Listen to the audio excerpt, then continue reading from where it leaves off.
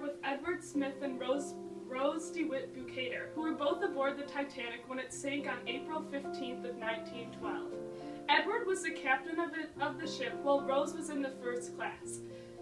You may know Rose from the famous movie The Titanic, which was directed by James Cameron. Sadly, Edward passed away with the ship shortly after it hit a massive iceberg at 11:40 p.m. the night of the 14th.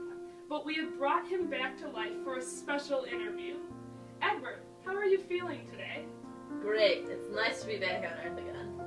So Edward, where exactly was the ship when it sank? And what was going through your mind when it happened? Well, the exact coordinates of that ship are about 41 degrees 46 north and 50 degrees 14 west in the Atlantic Ocean. We were leaving from Southampton, England on the 10th of April, and we were headed for New York City in America. Immediately after the ship hit the iceberg, I was totally in shock. I was not immediately aware that the ship was going to sink because it had been deemed unsinkable. But after the compartments had reached full capacity, I knew I had to start getting people safe. Rose, you look good for being 120 years old. How are you feeling? I'm doing all right. I think that I might die tomorrow, but I'm holding on, just as I did when the Titanic sank. Great. Tell me about your experience on the ship. Was it truly as luxurious as they made it seem? Yes, it was the most lovely ship. The china was all brand new. The grand staircase was truly a masterpiece. My room was the finest room on board. It was truly an incredible ship. The Titanic featured an onboard swimming pool, a gymnasium, a squash court, and 2 separate libraries, one for the first class passengers and one for the second class. I did once go to the third class, and it was horrifying. There were rats all over and people were crammed. The third class, or steerage as many called it, consisted of little more than vast open dormitories in which hundreds of people were housed within, often without adequate food or facilities, confined within compartments within the forward end of the vessels, where we lived the most luxurious lives in first class. So how many people were aboard the ship, and how much room was on the lifeboats? Because of outdated maritime safety regulations, she carried only enough lifeboats for 1,178 people, which was equivalent to 20 lifeboats. Each of the lifeboats carried around 45 people, but the crew members filling them often did not fill them to capacity because they were afraid of the lifeboat sinking too. Because of this, 1,502 people died and only 706 people lived. Had you not done any type of lifeboat check? Because now every cruise is required to do one. No, I canceled one that morning. It was because of you that the love of my life passed away. Rose, you still seem bitter. Do you blame the captain or the designer? I blame them both equally. I paid equivalent to $50,000 in today's money to ride in this unsinkable boat. It is hard to believe that the ship took the love of my life along with it.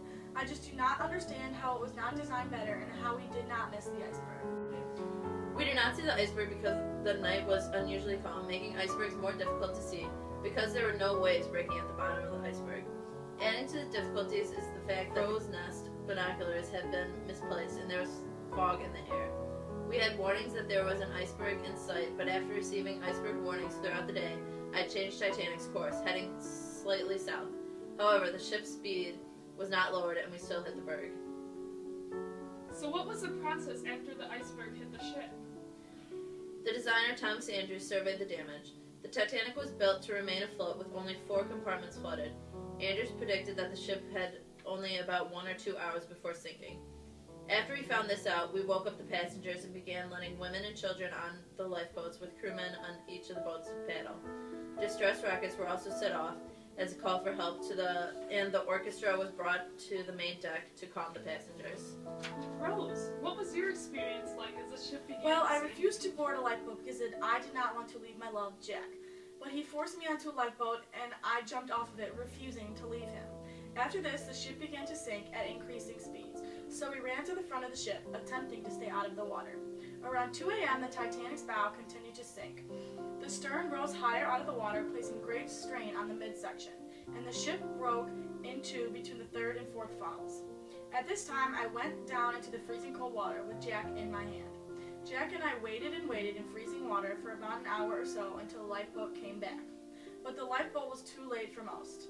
I was only safe because I had been floating on top of a piece of wood that Jack had found for me.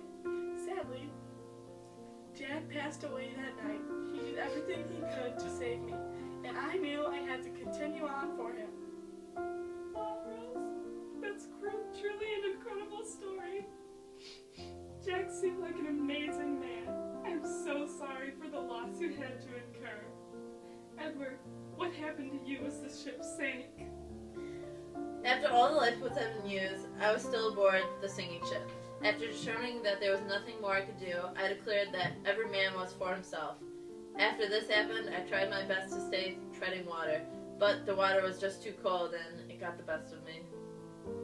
But Rose, you survived. How did you ever get to safety? After I got aboard the lifeboat, I was wrapped in the clothes of other kind people around me. Around 4:15 a.m., my lifeboat met the Carpathia. We boarded this new ship along with the other lifeboats. This took several hours. The Carpathia, which I learned, had about 700 passengers aboard, then took the survivors to New York City, where I started my new life. Wow, such incredible history we have here. Thank you so much, Rose and Edward, for opening up to the world. Your stories will truly live on.